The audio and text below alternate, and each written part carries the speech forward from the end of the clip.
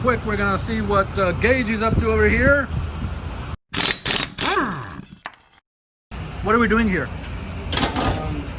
Suspension, but since, Oh, that's right. That's right. I remember. So this one is the one with the hydraulic suspension, and we need to change the line. The line finally came in from Germany. Yes, pretty much. Yeah, that took a while, didn't it? Yeah.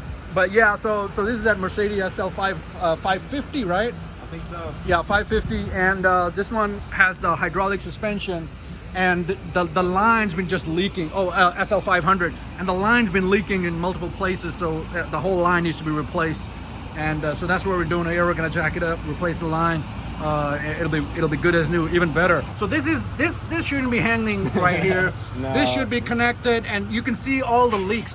Look at all that. I mean, look at all the leaks. I don't know if you can see all that, but there's you know, like, things are pretty wet down here. They should be dry.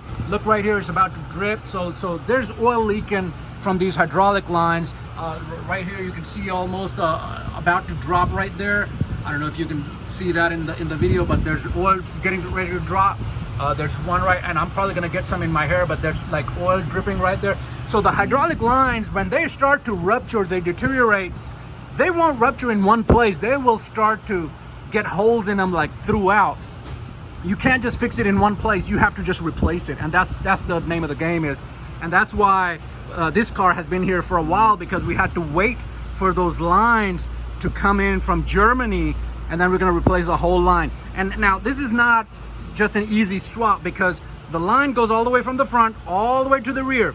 There's a lot of components in the way that have to be removed to get the line in place, so it's a lot of work.